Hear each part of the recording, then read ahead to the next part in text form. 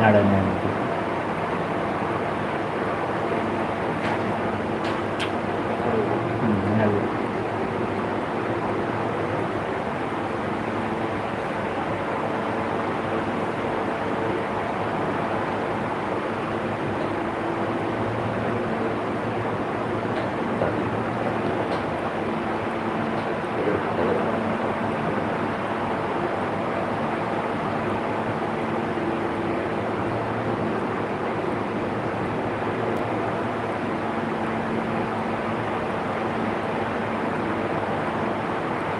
Mancherial local వార్తలు చూసుకుంటే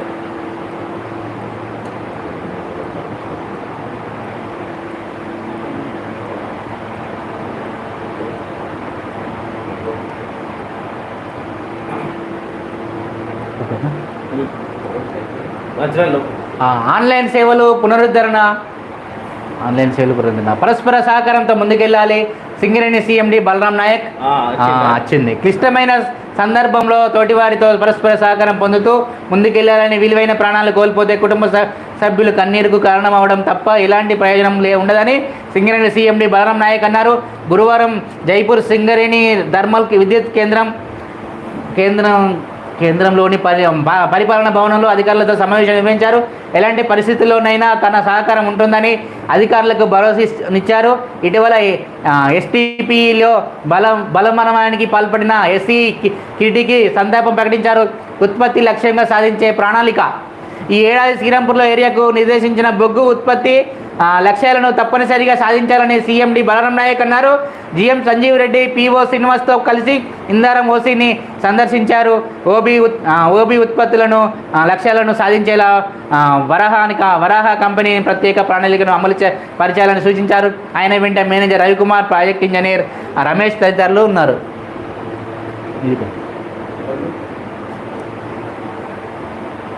గర్భిణీలకు ఇదో పరీక్ష.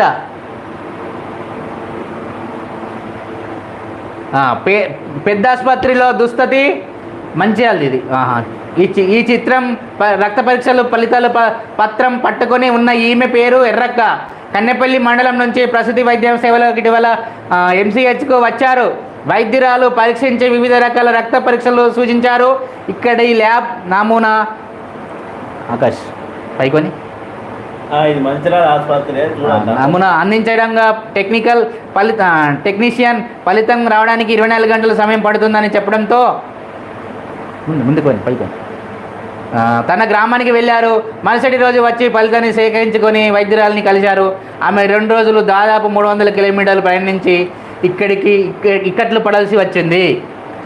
ఇంకా పని జిల్లాల వైద్య నిర్లక్ష్య గర్భిణులకు ఇక్కడ మ్యాటర్. ఇంకా రక్త పరీక్ష పత్రం ఎంసీహెచ్కు వచ్చిన ఓ బాధితురాలిది సిబిపి పరీక్ష మాత్రమే సూచించారు.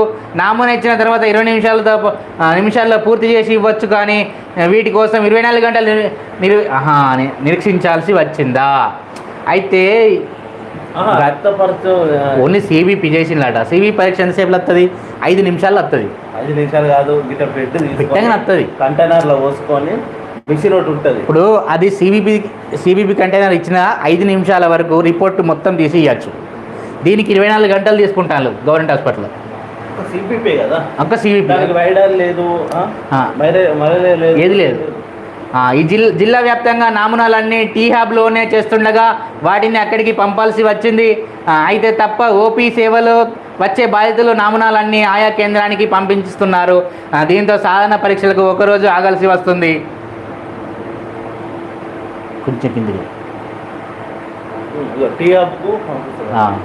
టీ హ్యాబ్కు పంపిస్తుండడంతో ఇబ్బందులు. ప్రస్తుతం జీజీహెచ్, ఎంసీహెచ్లలో అత్యవసర పరిస్థితులు, ఇన్పేషెంట్లు విభాగంలో ఐపీలో చికిత్స పొందుతున్న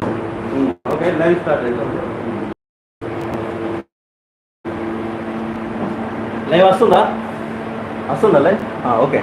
సాంకేతిక ప్రాబ్లం తోటి కొంచెం ఇబ్బంది అవుతుంది.